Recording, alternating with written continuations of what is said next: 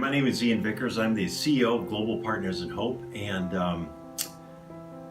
we started Global Partners in Hope 10 years ago, and a lot of it came out of my own personal background. I don't even remember when I first got a passport. I was a little kid and we were traveling overseas, and so I've always had an interest in international work, but also we wanted to start an organization that would have a model that would create a sustainable type of efforts that would involve constant funding forever and ever and ever.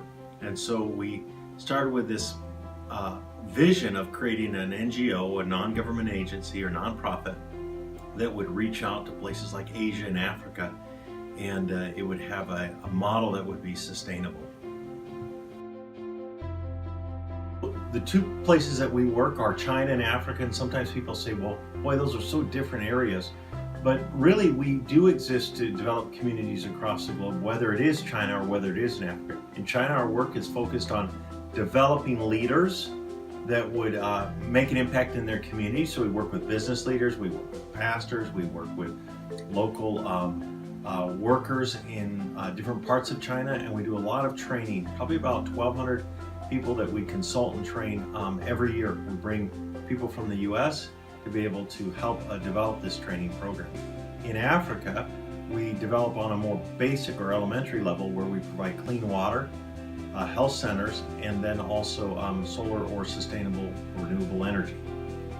And so, although they seem different, in some ways they're quite the same in the sense that we are developing communities across the globe.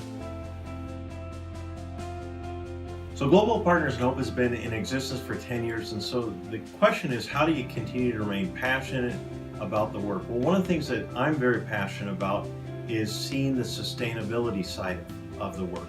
So we continue to have opportunities, we continue to grow and expand as an organization, but also we know that we're making a difference in the lives of people on the ground. So whether it's in Africa, where we know that we've reduced the maternal death rate, and we've increased the infant life rate.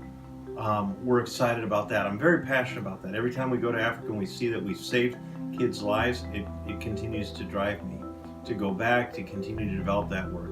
In Asia, I'm very excited about the work that's happening where we're developing an outreach to the business community as well as to people working in different industries, whether it's in just a worker in a factory or whether it's a person in a church.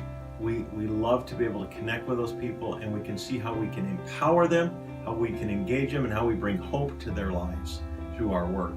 And so that's very exciting to be able to go and see the results of that, see the not only the outcome but the impact of what that makes in the life of a person in China or in the life of a mom or a child in Africa.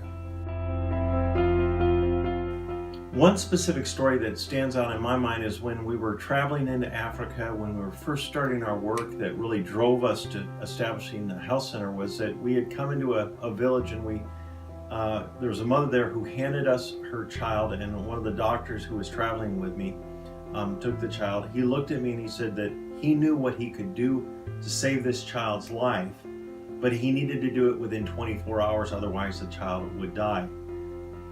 The good news is that he knew how to save that child's life. The bad news is that at that moment we had no way, no facility, no equipment, nothing to be able to save that child's life.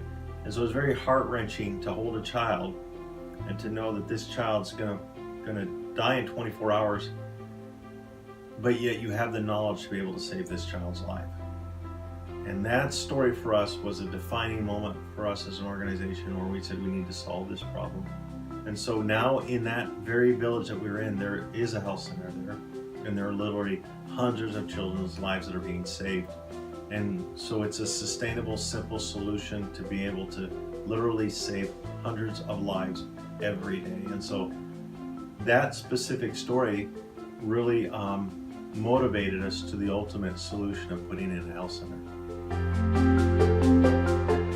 So the question is, what's the vision over the next 5 to 10 years? Well, the vision continues to be a desire to develop communities across the globe. Our vision continues to be working at a high level with people in these countries where we can establish sustainable solutions. So we've got a type of a franchise healthcare system that we've established in Africa. We've done it in Mali.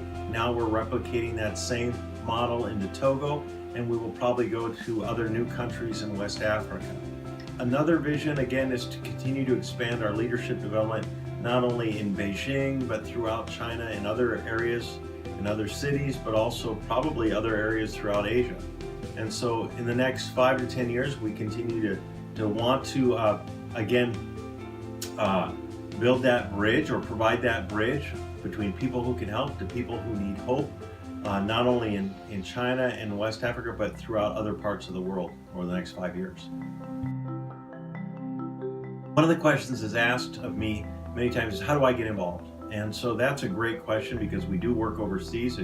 It's a bit of a challenge, but we know that if you're a nurse or if you're a doctor, there's a lot of ways you can get involved by traveling with us, leading a team, being a part of a team that either will work in some of the health centers or be able to help us develop that work, be it continued education or be it hands-on type of medical work in West Africa.